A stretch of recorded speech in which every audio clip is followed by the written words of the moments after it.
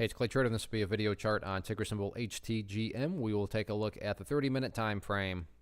Real quick, what do I mean by 30-minute in case maybe you're new to charts?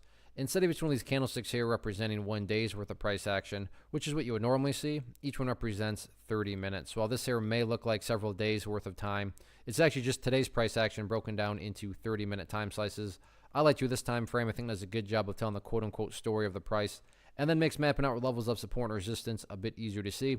Did this analysis over the past. I don't remember the exact time, the last date I did it, but regardless, nice thing about my chart provider eSignal is whenever I put up annotations, it remembers where they are. So last time I did do it, that's where these green and red line annotations are coming from. And on that note, definitely some updates need to be done. First thing I'm going to do is a little house cleaning, get rid of that line there. Sure, it still pertains. It's just not relevant anymore.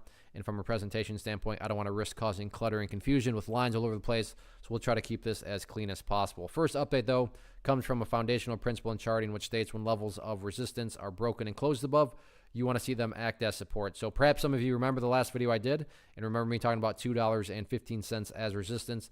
And you can see that now that the price is broken up above it, it's done a great job of acting as support. So this is one of the newest areas of support here. As far as more so kind of the big picture of things is concerned, so if you're sitting there saying, look, Clay, I just want a very straightforward way to gauge the strength of the move. This right here being defined as the move. The very straightforward way to do that is by using the purple line right there, which is the famous 50-period simple moving average. As the name implies, that purple line is going to move itself higher and higher. So as long as the price stays above that purple line as the line moves higher, then the strength is fully in the bull's favor, no question about it. What about areas of resistance? If this upwards trend is going to continue, where are some of these key battlegrounds at?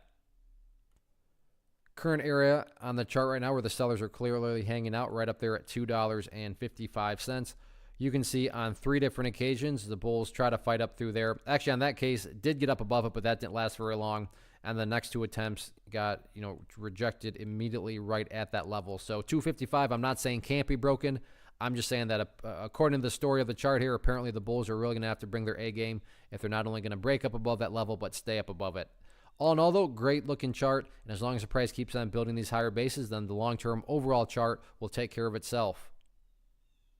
One of the biggest questions that I get is, hey, Clay, how do you find the stocks that you trade? So what I've done is put together a free resource guide where I talk about the tools that I use to locate stocks that I find interesting and think may have potential. So if that sounds like something that could add value to you as a trader, then click on the image that is up on the screen right now, and I will email you the guide. The guide itself is very short and to the point, and best part, it's completely free.